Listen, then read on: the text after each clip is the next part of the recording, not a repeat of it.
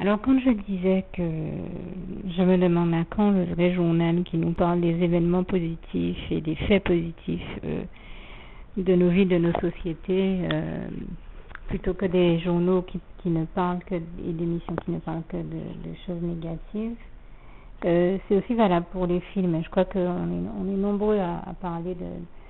de certaines programmations télévisuelles qui malheureusement n'élèvent pas le niveau mais la baisse, hein, où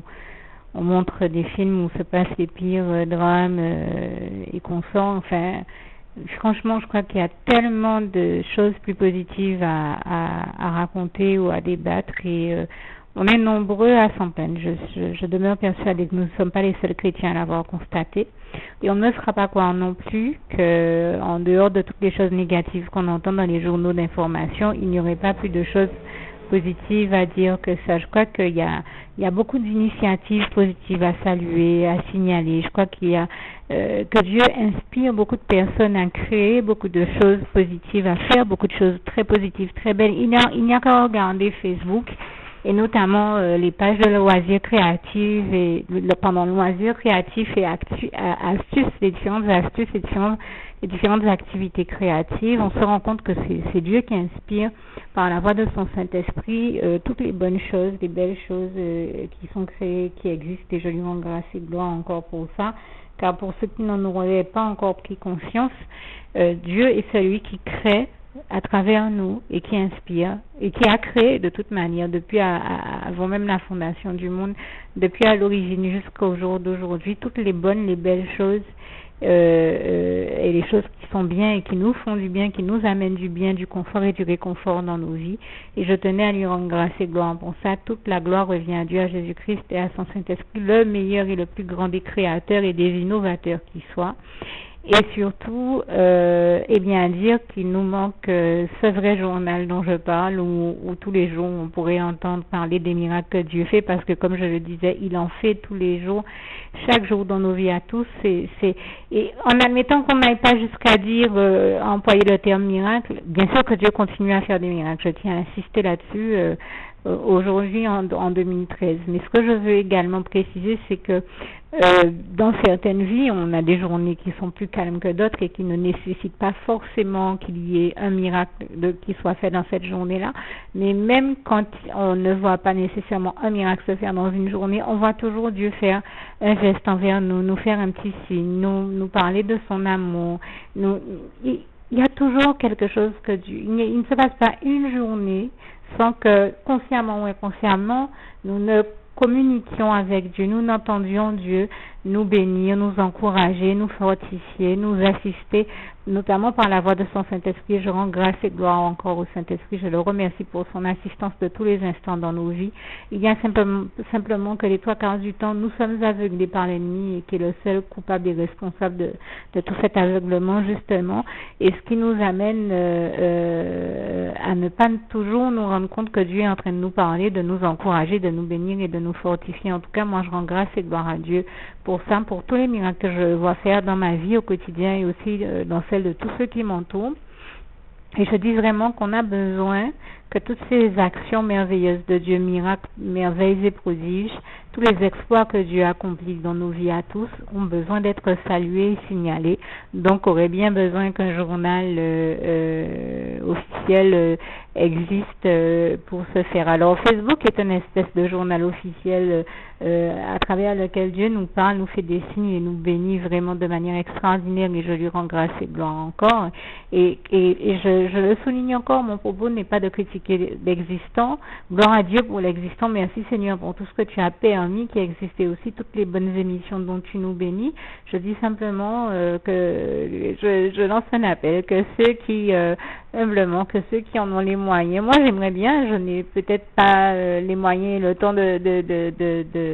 d'en faire un, mais c'est vrai que s'il y en a qui ont les moyens, le temps, et à qui Dieu inspire de le faire et leur donne l'onction et tout ce qu'il faut pour ça. Dieu les choisit, les bénit et les amène à le faire, qui n'hésitent pas à faire ce journal, hein, ou tous ceux qui manquent d'idées pour faire un journal qui serait réellement le bon, qui n'hésitent pas à faire ce journal qui parlerait, comme je le disais, des événements positifs, de la gloire de Dieu, des miracles qu'on a vu Dieu faire, parce que on a besoin d'en entendre parler plus souvent. Je crois que nous sommes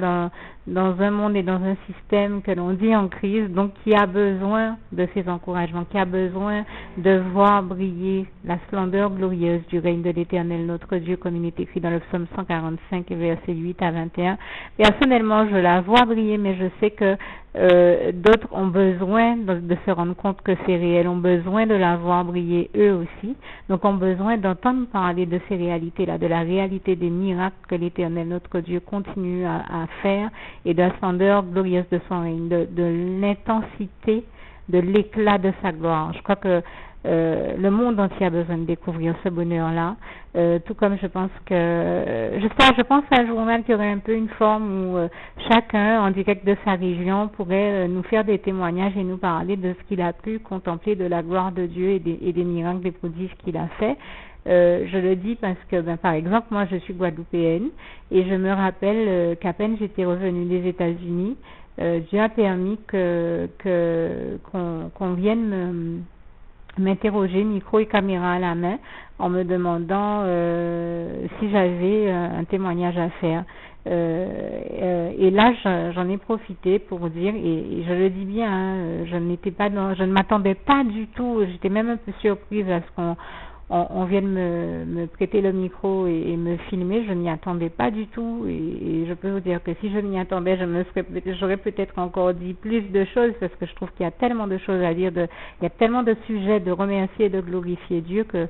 j'en aurais dit certainement plus. Et je tiens à préciser donc que, ne m'attendant pas à être filmée, par définition, je n'étais donc pas dans un besoin de passer devant une caméra. Ça m'était déjà arrivé auparavant et je peux le dire, ce n'est pas ce qui me rend plus heureuse, donc je ne suis pas dans un besoin de passer à la caméra ou ailleurs. Par contre, je crois que le monde a besoin que les chrétiens que nous sommes lui témoignons de la gloire de Dieu, des grâces de Dieu dans nos vies, des merveilles, des prodiges, des miracles que Dieu fait dans nos vies. Et c'est en ce sens que j'ai accepté de prendre ce micro et de prendre la parole pour témoigner que quand j'étais aux États-Unis, alors comme j'y suis allée à plusieurs reprises, j'hésite entre l'année 2009 et 2010, mais je sais que je crois que c'est 2009 déjà, nous étions dans une situation où nous n'avions pas de quoi manger, et nous avons vu en quelques secondes Jésus faire une multiplication des pains, et nous nous sommes retrouvés avec plus de 30 pains. En tout cas, on s'est retrouvés, on avait à manger pour toute la maison. On avait du pain pour toute la maison. Je crois qu'il en est même resté. Nous avons prié Dieu et Dieu nous a bénis en faisant une multiplication des pains. Et quand je suis rentrée en Guadeloupe des États-Unis, je me suis dit, mais si je raconte ça chez moi, peut-être qu'on va penser que je dis quelque chose qui est fou, qui est dingue, que de dire qu'en 2009 Jésus continue à faire la multiplication des pains. Et je réfléchissais, je me disais, le monde est enfermé dans un tel degré d'incrédulité que j'ai l'impression que si j'ouvre ma bouche pour faire ce témoignage qui est pourtant véritable, parce que j'ai réellement vécu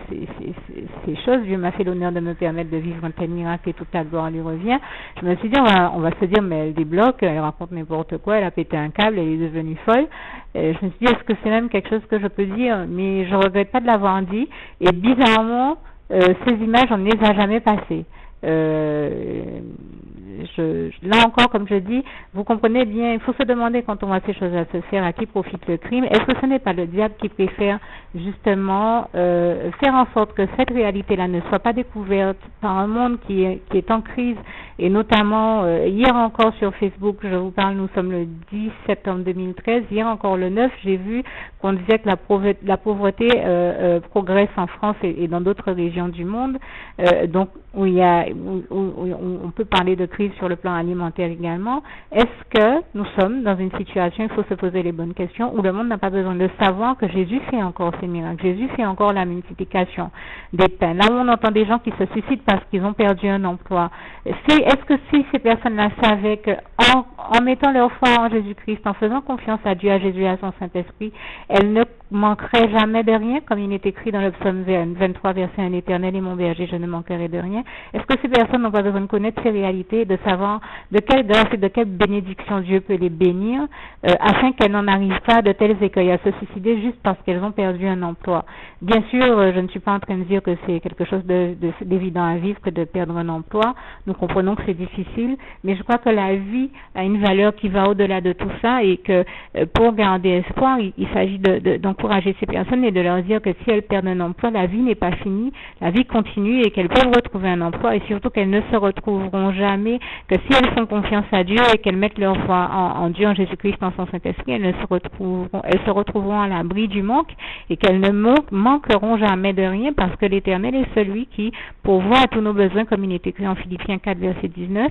et mon Dieu pourvoira à tous vos besoins selon ses richesses et avec gloire en Jésus-Christ. Enfin, je voudrais dire pour terminer que donc j'avais ce témoignage, j'avais envie de le partager avec les autres et c'est vrai que je me suis dit mais me croira-t-on quand je dirai que j'ai vécu ça ou pensera-t-on que je suis devenue folle et pourtant je l'ai réellement vécu et je dirais également et pourtant j'ai réellement vécu cette réalité-là et je dirais également une seconde chose, je dirais que eh bien, quand je suis rentrée, il y avait un autre pasteur qui donnait son témoignage à la télévision et qui disait que lui, il était dans une région hispanophone et dans cette région hispanophone, il y a eu une pénurie de poissons. Les pêcheurs n'arrivaient plus à pouvoir pêcher des poissons dans le lac, même quand ils allaient pêcher, il n'y avait plus de poissons. Et à ce moment-là, ce pasteur s'est mis en prière. Et là où nous, quand on s'est mis en prière, Jésus a fait une multiplication des pains pour nous, et même pour lui, Jésus a fait une multiplication des poissons. Et les pêcheurs se sont retrouvés à avoir tellement de poissons qu'il y en avait pour les villes d'à côté, les villes et villages d'à côté, d'après ce que j'ai compris. Je crois que ça s'est passé au Pérou. En tout cas, je sais que c'est une région hispanophone ou à population hispanique. Enfin, c'est ce dont je me rappelle. Mais ça, c'est à peine j'étais arrivée en Guadeloupe, j'allume ma télévision et je tombe sur Gospel Décibel ou une autre émission chrétienne où ce pasteur donnait ce témoignage. Et je me suis dit donc dans la même année, en 2009, à peu près dans la même période de l'année, presque dans le même mois, Jésus a fait pour moi, donc j'ai vu Jésus faire pour nous tous, je ne dis pas qu'il s'agit que c'était pour moi uniquement, je veux dire, moi qui ai pu constater cette réalité aux États-Unis, Jésus a fait une multiplication des pains et au niveau, j'ai vu Jésus faire en 2009 une multiplication des pains et lui une multiplication aux États-Unis et lui une multiplication des poissons dans le pays hispanophone où il était. Et vraiment toute la gloire en revient à Dieu, à Jésus-Christ et à son Saint-Esprit. Et donc comme je vous le dis, je crois que nous faisons partie d'un monde qui a besoin, je crois que le monde a besoin de savoir que Dieu continue à faire des miracles, que Jésus continue à faire des miracles tels que la multiplication des pains et des poissons et qui dans l'histoire a fait de tels miracles. Nous savons très bien que c'est Jésus seul et qu'il y a donc que ces miracles-là sont signés Jésus et qu'il n'y a donc que lui qui a pu faire un tel miracle et toute la gloire en revient à Dieu, à Jésus-Christ, à son Saint-Esprit. Je crois que ce pasteur-là, ni moi-même, nous n'avions la puissance de faire une multiplication des pains ou des poissons. Donc, comprenez bien que toute la gloire en revient à Dieu, à Jésus, à son Saint-Esprit, en parler et en rendre témoignage. Nous le faisons dans le but de rendre grâce et gloire à Dieu, certainement pas de nous glorifier de quoi que ce soit, et je ne vois pas de quoi nous pourrions nous glorifier dans tout ça, mais simplement, nous prenons le temps de faire ces témoignages aux gens pour qu'ils sachent qu'en faisant confiance à Dieu, en mettant leur foi en Dieu, en Jésus-Christ, en son Saint-Esprit, ils verront que Dieu les bénit et qu'il ne les abandonnera jamais. Et je rends grâce et gloire à Dieu encore pour tout ce qu'il a déjà fait, qu'il est en train de faire et qu'il va encore faire par la foi. Et de grâce, nous appelons de nos bons voeux le jour où ce journal qui témoignera de la gloire de Dieu existera et de tels miracles et de toutes les merveilles et miracles que nous voyons Dieu faire, où chacun pourra, de son pays, de sa région, témoigner de la gloire de Dieu et de tous les exploits qu'il le voit faire, tel que nous savons qu'il est écrit dans le psaume 60, versets 13 à 14, « Avec Dieu nous ferons des exploits ». Je donne juste un extrait de ce passage, vous pouvez aller le lire, le psaume 60, versets 13 à 14, ou 108, versets 13 à 14. On le retrouve aussi dans le psaume 108, ce même passage. Donc que Dieu vous bénisse tous, et je terminerai par le souhait de mon cœur pour vous, qui est l'un de mes passages préférés, Philippiens 4, verset 7, que la paix de Dieu qui surpasse toute intelligence, garde vos cœurs et vos pensées en Jésus-Christ.